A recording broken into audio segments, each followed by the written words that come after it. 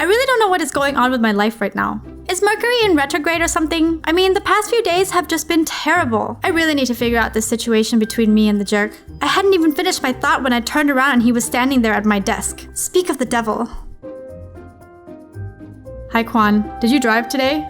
I don't have a car. Alright, then you can ride with me to the hospital so we don't waste any time. I've already embarrassed myself royally once today. If I had to ride in the car with him to go to the hospital, it's gonna get uncomfortable. So I lied. I have a few more things that I have to take care of before I leave. Please, you can just go ahead.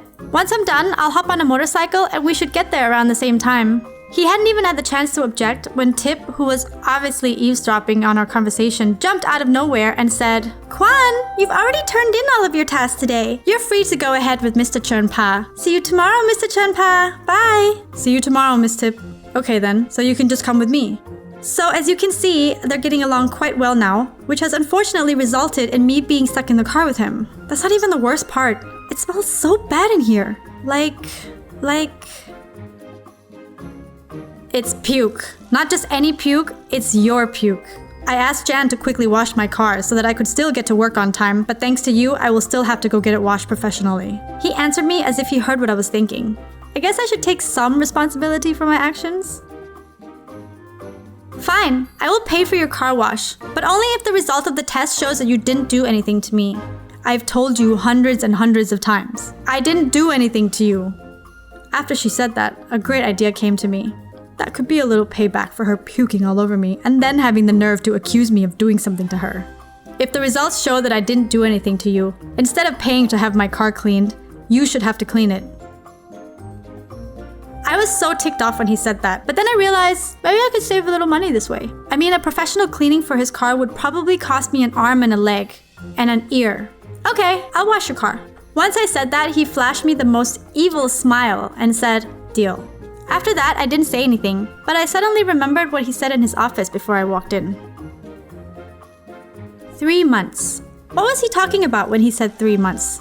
You know what? I don't really have anything to lose anymore after making a complete fool out of myself earlier. I might as well ask. You mentioned something about 3 months before I walked into your office today. What were you referring to? Does it have something to do with the company?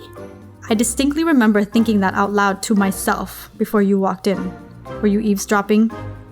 No, you said it right before I walked in, so, I happened to have heard. So, was it about the company? Since you're gonna find out tomorrow anyway, I guess I can tell you now. Yes, it's about the company. Our headquarters has given me 3 months to increase profits up to 25% in Bangkok. If I don't, they're gonna have to close the Bangkok branch. Seriously? Oh, I said that a bit too loud. Yes, I'm serious. But I don't want that to happen either. After your insightful lecture today, you actually got me thinking. I've decided to call another meeting to reveal the issues the branch is facing to everyone openly. By leaving the situation like this, everyone is just going to be more stressed and lose their will to work.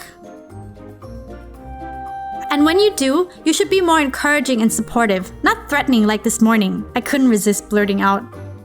The reason why I said it like that was to motivate people to work harder for the company, he quickly answered. Oh, maybe it wasn't just because of what you said. Now that I think about it, had Somtan said the exact same thing to us, we might have actually been more motivated as you intended, because we trust him. We know that he wouldn't discourage us, dismiss our ideas, or discipline us if we had said something wrong. But we just met you. We don't even know you. We don't trust you the way we trust him. The lunatic had a point. For companies and teams to be productive and have fun together, there needs to be trust amongst one another. That is undoubtedly the most important factor. And the trust amongst the employees here now are at risk because they're already afraid that they will be fired. And on top of that, they've been given a new supervisor who they don't even know. I think the most important task for me is going to be building up that trust to regain people's motivation, increase their pleasure in what they're doing, and create a more positive working environment. And that will depend on many factors. If you want us to trust you, you really should try to get to know us more personally. I think talking with us individually will allow us to speak with you more freely than we would in a group meeting. Plus, you'll get to find out so much more than what's going on in our work life. You'll also learn about us as a person, like what we like, what we don't like, what we're doing, what our hobbies are, things about our family, what's important to us, and so on. I really think that this will also help everyone realize that you're not just interested in them for what they can do for the company, but also that they're appreciated and valued and supported by the company. I really think it will give us the motivation to work harder. You must have a lot of friends. I'm a very outgoing person, so naturally, yes, I do. Do you also have a lot of boyfriends?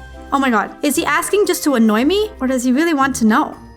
That's private. I'm definitely still one of those people who don't trust you enough to discuss something like that with you.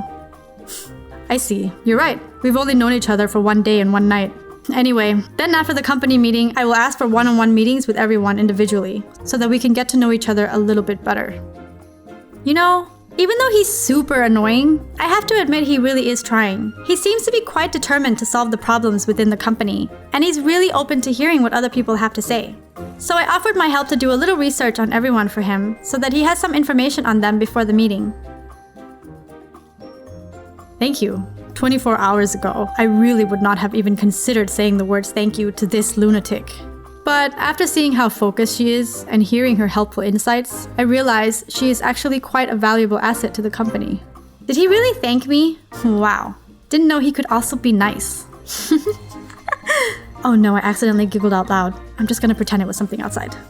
Not long after that, we arrived at the hospital. To be honest, I kinda already knew he didn't do anything to me. But I really should check anyway just to be sure. I mean, I haven't showered since yesterday for this exam.